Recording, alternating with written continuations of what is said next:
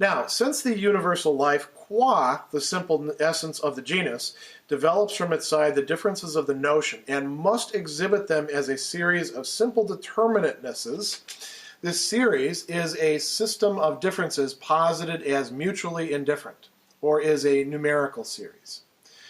Whereas previously the organism in the form of a single individual was set over against this essenceless difference, which neither expresses nor contains its living nature, and whereas just the same must be said in respect of the inorganic, taking it as an existence in which the whole of its properties are developed, it is now the universal individual we have to consider, not merely as free from any systematization of the genus, but also as the power controlling the genus. The genus which divides itself into species on the basis of the general determinateness of number, or which may adopt as its principle of division particular features of its existence, for example, shape, color, etc., while peacefully engaged in this activity, suffers violence from the universal individual, the earth, which as the universal negativity preserves the differences as they exist within itself, their nature, on account of the substance to which they belong, being different from the nature of those of the genus, and in face of the systematization of the genus. This action of the genus comes to be a quite restricted affair which it is permitted to carry on only inside those powerful elements, and which is interrupted, incomplete, and curtailed on all sides by their unchecked violence.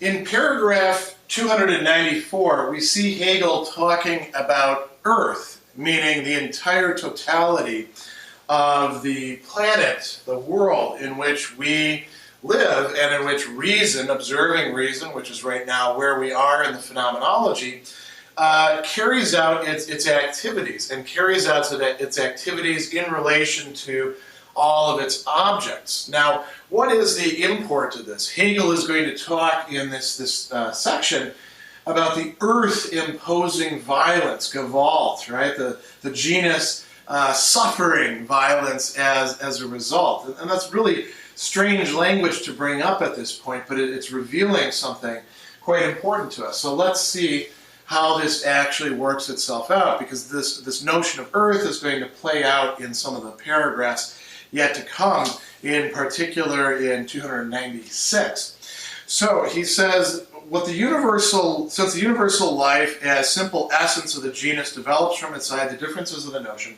So the universal life here has been being treated as the notion that we're trying to explicate, and we've been using this conception of genus, Gattung, and then species, Arten, to try to make sense of it. He says it must exhibit these differences. Remember, differences are always the key thing for Hegel. How do we tell that something is not something else? It has differences. Are those differences that really make a difference? This is a key question that has to be asked over and over again. Or are they merely notional? Are they merely something indifferent in terms of their difference from each other? That's the question here. So he says, it must exhibit them as a series of simple determinatenesses. This series is a system of differences posited, here's our answer, as mutually indifferent, or is a numerical series. And we've seen over and over again that for Hegel, the numerical, while it is, very powerful in that we can mathematize things, there's a sort of arbitrariness and indifference there within any numerical series that flattens everything out, that takes away the object that it's supposed to be representing mathematically. So he goes on and he says, whereas previously the organism in the form of a single individual, over here, right, that's what we've been working with this entire time. What's the relationship between the single individual and its type? How does the single individual as the expression of that type, or as an instance of that type, how is it articulated within itself in inner and outer? We've explored all of that at this point. And he says, it was set over against this essenceless difference, which neither expresses nor contains its living nature. Right? The living thing, the living organism is something free from the species in a certain degree, and it's also something more than the species. It has concrete reality. All of that is now more or less getting behind us.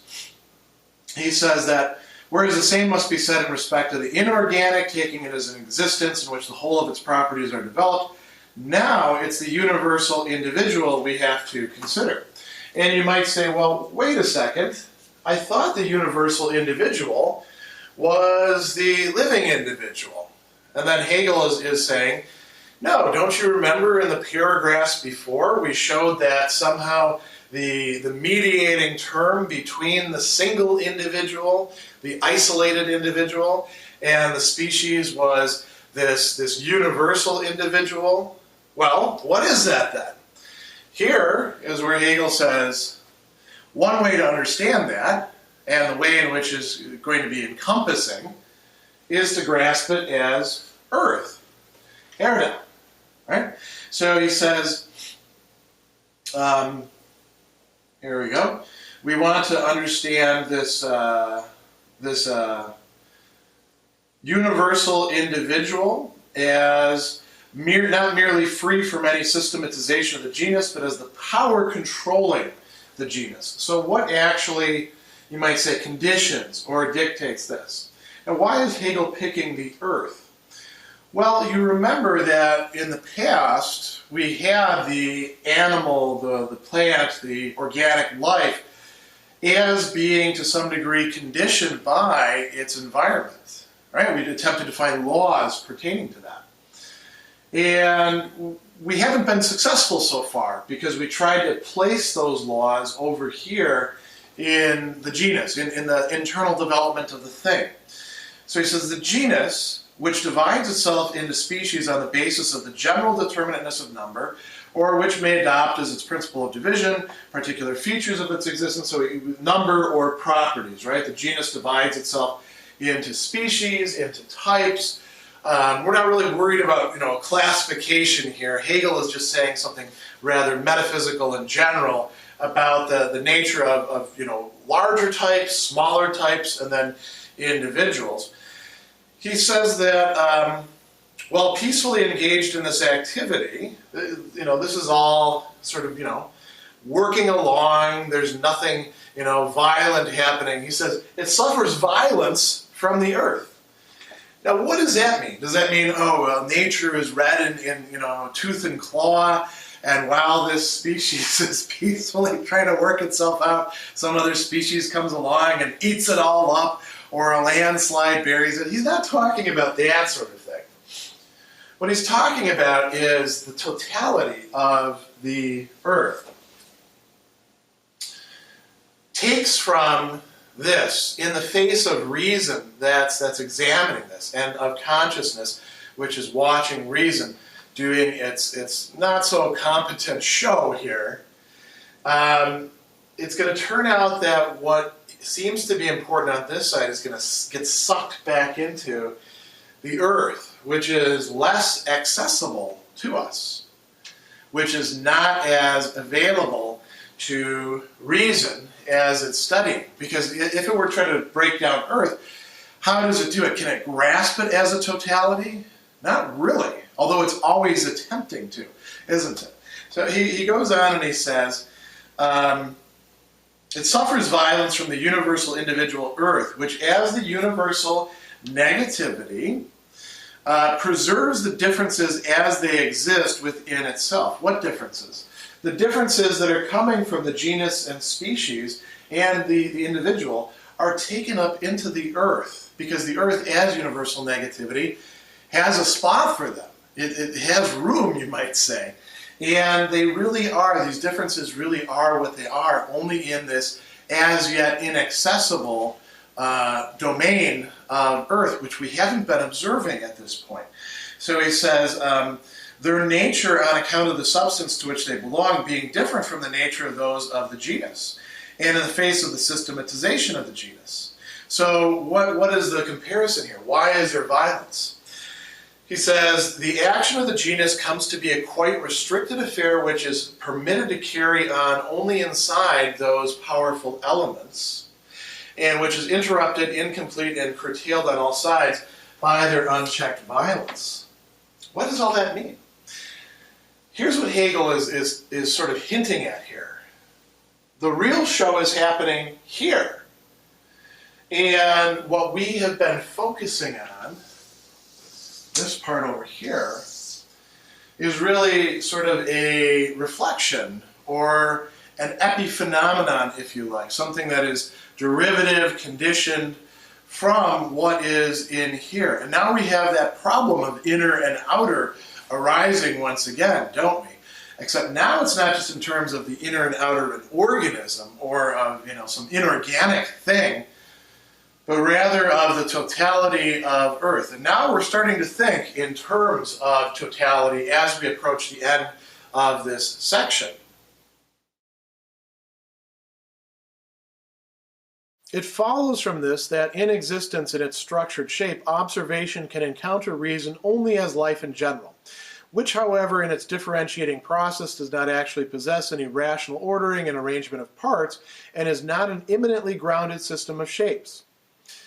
If, in the syllogism of organic structured shapes, the middle term which contains the species and its actuality as a single individuality had in its own self the extremes of inner universality and of universal individuality, then this middle term would have in the movement of its actuality the expression and the nature of universality, and would be a self-systematizing development. It is thus that consciousness, as the middle term between universal spirit and its individuality or sense consciousness, has for middle term the system of structured shapes assumed by consciousness as a self-systematizing whole of the life of spirit, the system that we are considering here, and which has its objective existence as world history. But organic nature has no history. It falls from its universal, from life, directly into the singleness of existence, and the moments of simple determinateness and the single organic life united into this actuality produce the process of becoming merely as a contingent movement, in which each is active in its own part and the whole is preserved. But this activity is restricted so far as itself is concerned merely to its center, because the whole is not present in it, and is not present in it because here it is not qua whole for itself.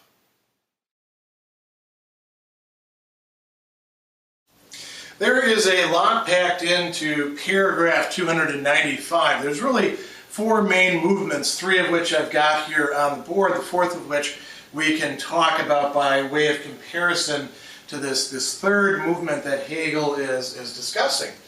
The first is this question about where reason actually finds itself in this entire process here. It says, it follows that from this, what we saw in paragraph 294, that in existence in its structured shape, observation can encounter reason only as life in general, which, however, in its differentiating process does not actually possess any rational ordering and arrangement of parts, and is not an immanently grounded system of shapes. So when we have the organism and organisms as a whole system of structured shapes, we've already been over this in previous paragraphs, that leads us back to this life in general, life überhaupt, right? Life as such. And Hegel is saying that observation, remember, what is observation? Observation is observing reason, right? Where does reason find itself? Does it find itself in the structured shapes, in the system of them provided? He says no. Does it find itself in the differentiating process? No, because the differentiating process turns out to seem rather arbitrary. It finds itself rather over here as life in general. So it's looking at itself. And remember, the whole goal of observing reason, and the whole goal of this reason section, was a kind of finding itself, right? Reason was going to find itself in the world. Going back all the way to the self-consciousness section, self-consciousness went through this whole process of trying to be able to make sense of itself and see where it fit in to everything and to understand itself. And then we moved beyond that, the problematics of that, into reason. And so reason was this great optimism. Finally, we're going to look at the world and we're going to find its intelligible structure, and that is going to be, there because it is there, but it's also there because we put it there and we get it. Hegel is now saying reason has to retreat a bit. It's not finding, after it's going through all this work, that things turned out the way that it wanted to. You might think of that as, in a certain sense, a set of setbacks, right? But it's also an advance to realize that this is, in fact, the case. Now, Hegel, at this point, here's the second movement, is going to start talking about syllogism again. And in this case, he doesn't tell us what the actual terms of the syllogism are. He talks a lot about the middle term and sort of expands what's inside the middle term.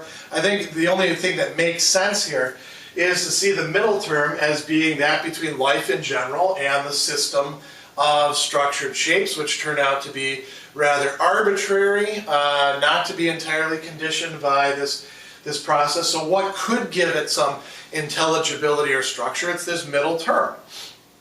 He says, the middle term, which contains the species and its actuality as a single individuality, had in its own self extremes of inner universality and universal individuality.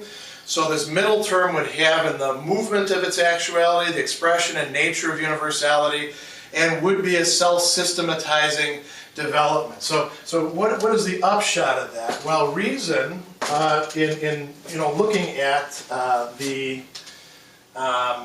life in general, it's not really going to be satisfied in saying, okay, that's how we've cognized things, because that's the inner. It's the inner that hasn't been fully developed. It's not providing the intelligibility that we wanted, even if we do develop it in terms of these forces or these, elements or movements like irritability and sensibility. We saw that doesn't really work for us, right? So this seems like it's a better shot. We can provide more intelligibility by having reason find itself here in this. Now, is that going to work? That's the fundamental question before us, isn't it? So he says, here we go, the middle term would have in the movement of its actuality, expression, nature of universality would be a self-systematizing development. Self-systematizing development. In order to be self-systematizing, it doesn't just have to produce a system. That system actually has to make sense when observed by reason. It has to unfold itself with a kind of necessity. So Hegel now is going to move to the third thing that we're talking about in this section. Here we're doing something by way of comparison to what's actually happening in observing organic nature.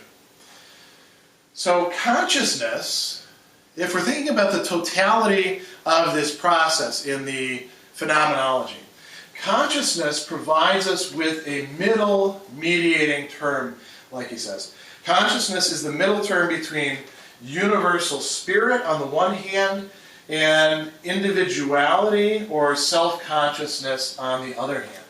Now it's worth pausing here, because what Hegel's doing is reminding us of the progress that we've made so far, right? Universal spirit, if we look at the sections of the phenomenology, is not quite where we are yet. Consciousness is where we thought we began, right? Just the consciousness section. And we saw that consciousness is always more than just consciousness. It includes self-consciousness. And self-consciousness, as it takes a while to figure out, is really individuality. But then we find out that what self-consciousness wants is not just to be self-consciousness or to have another self-consciousness out there that it can mirror itself with, subjugate, serve. It wants to be part of something bigger, universal spirit. And that's what reason is leading us through, and that's the next section, the next huge, massive section that we'll be going into after we finish up with all of this reason stuff. So how does that play itself out here? He says, the middle term is the system of structured shapes assumed by consciousness, the Gestalten, right? The progress, as a self-systematizing whole of the life of spirit. So there's supposed to be a self-systematizing process or whole here. This is a self-systematizing process or whole here. And how does this play itself out? He says that is actually world history. This self-systematizing whole of the life of spirit has its objective existence as world history. Now, here's where the fourth part comes in. If we're just thinking about organic nature, does organic nature possess a history? You might say yes, right? Because think about the history of evolution. You go to the museum and they show you, the trilobites and these sea creatures, and then they talk about the first amphibians coming out and getting on land and all that sort of stuff. And we call that natural history. But here's the question: is it really history in the same sense that world history is history? I'm not going to try to answer that question for you here, because Hegel is working that out through the rest of this. But think about the implications of that just for a moment. Hegel tells us that organic nature has no history. Why? It falls from its universal, from life, directly into the singleness of existence. The moments of simple determinateness and the single organic life united in this actuality produce the process of becoming merely as a contingent moment. There is no necessity there. We don't mean logical necessity of the, if A then B, A therefore B. We mean the sort of necessity that Hegel is talking about here, where we see it developed through how things work out in history, where we can look back and say, aha, now I grasp the intelligibility of this, the movement of this. Something less than logical necessity, but also in a sense greater than it, because it has to do with the concrete, with the actual. So life itself as such does not have a history. What does have a history then? Consciousness, which as consciousness in its full sense is universal spirit and individuality or self-consciousness, that does have a history, and that is what we're trying to chart out here. So he says at the end of this activity of life is restricted insofar as itself is concerned merely to its center, because the whole is not present in it, and is not present in it because here it is not qua whole for itself. So what will give us that whole, that totality?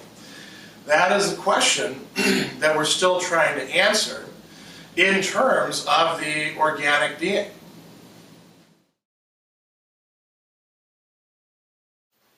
Apart then from the fact that reason in observing organic nature attains to only a contemplation of itself as universal life as such, it comes to see its development and realization merely in the form of systems distinguished quite generally, whose essential character lies not in the organic as such, but in the universal individual, the earth, and it sees that development and realization among these differences belonging to the earth in the form of arrangements which the genus attempts to achieve.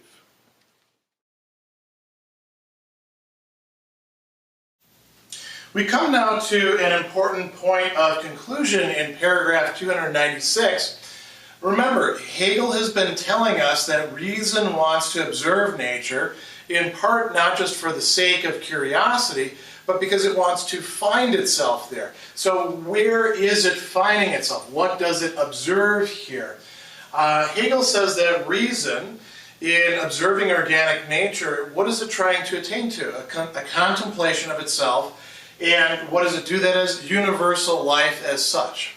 That's really not that valuable for it, as we've seen, because where is spirit in all of this? Where is the development of the human being and human culture and human history? We're not going to get that out of the purely organic, are we? This is a process that we're going through in order to sort of exhaust it, to show that we're not going to get what it is that we're driving for. And he says that it starts to then, if it wants to try to make more out of this, it looks to the organic systems. But the problem is that the organic systems themselves are not coming in any sort of necessary way out of universal life. They are proliferating in all these different possibilities. But what is determining them? It is the universal individual, the earth, that is determining them. We saw that the differences involved, inherited, taken into the earth, and we don't fully understand that. It's at this point rather opaque to us.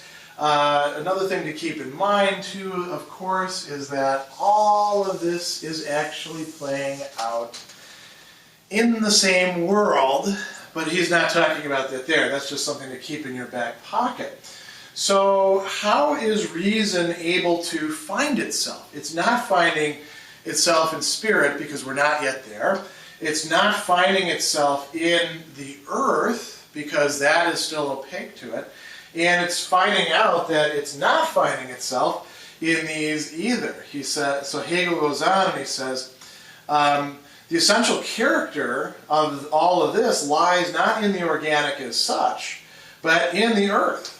And so reason sees that the development and realization among these differences belong to the earth in the form of arrangements which the genus then attempts to achieve. The genus is merely a reflection, or if you like, the little tiny sidekick of what is going on with the earth. So we've reached a kind of impasse here.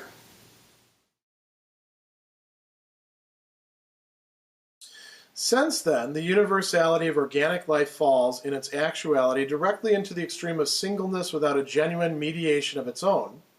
The thing before the observing reason is only something meant. And if reason can take an idle interest in observing this meant thing, it is restricted to the description and narration of the meanings and fanciful conceits it finds in nature.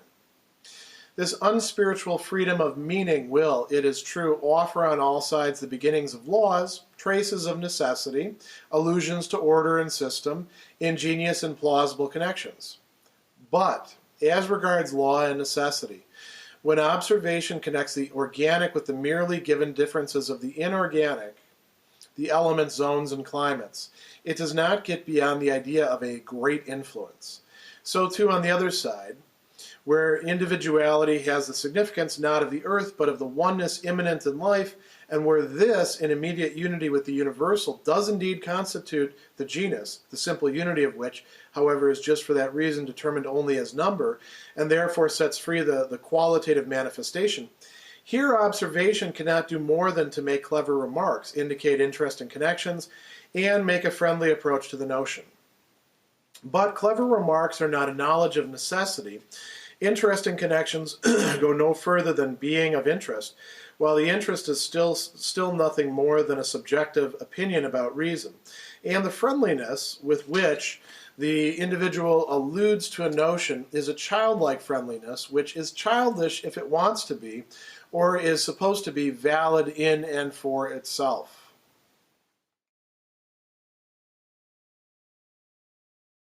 In paragraph 297, we now conclude this first subsection of the observing reason section, observation of nature, not with a triumph, but actually with a set of failures, a set of disappointments. These are yet still advances because something is being taken away which could otherwise prove blinding to us or lead us off in false directions. Remember what's been going on throughout all of this reason section and what's going to continue to go on through the rest of it.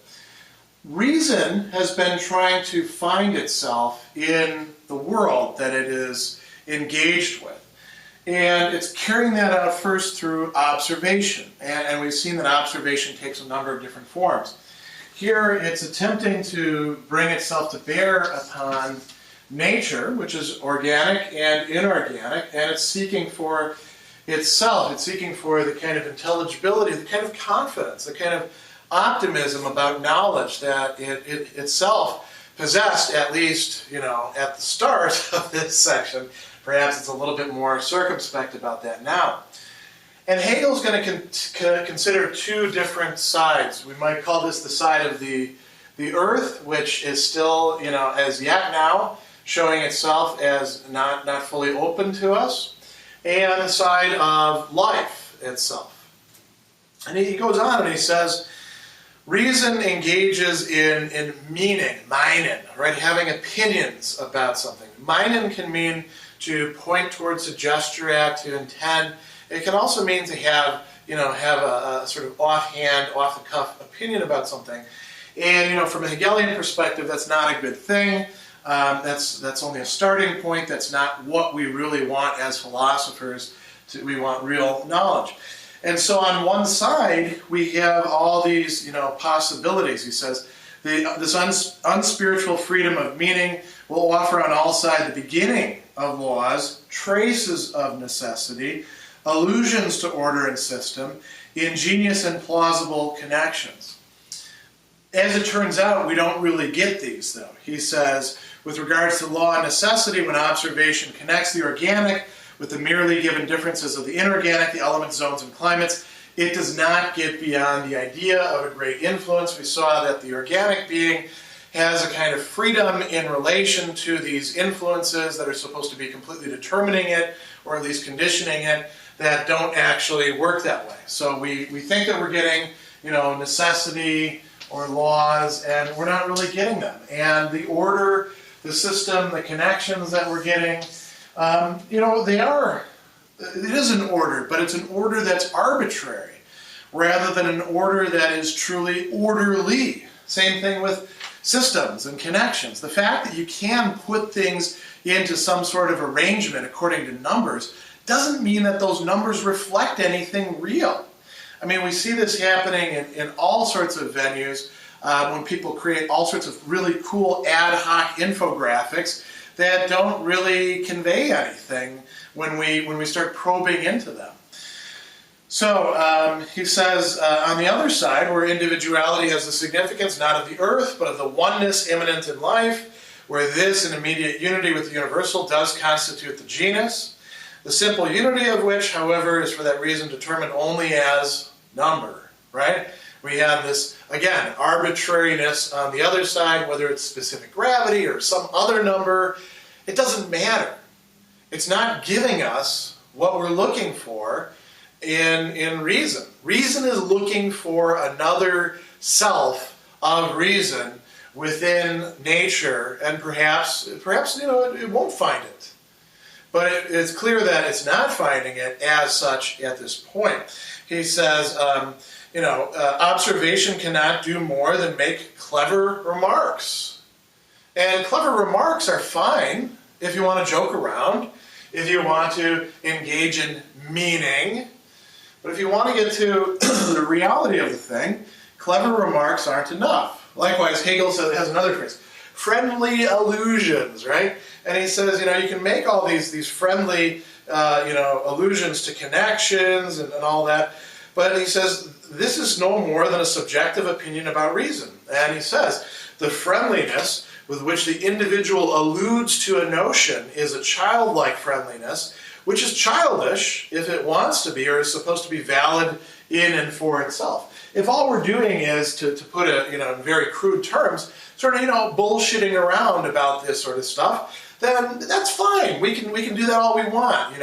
We can have our see and say, and the cow says moo, and the dog says bark bark, or whatever dogs say how to see and say. But that's not the same thing as actually grasping organic nature.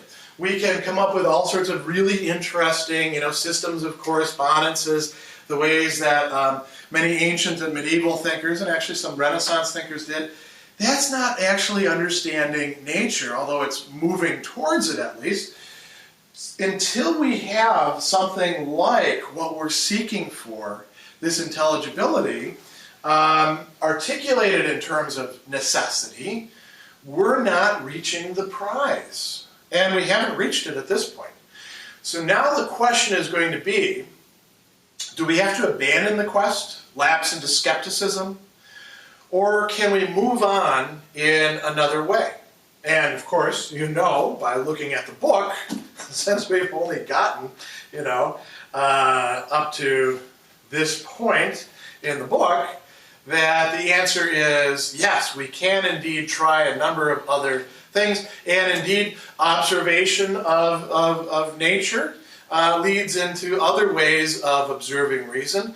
Now we're going to turn to the more distinctively human, which starts to get, at least in my perspective, much more interesting.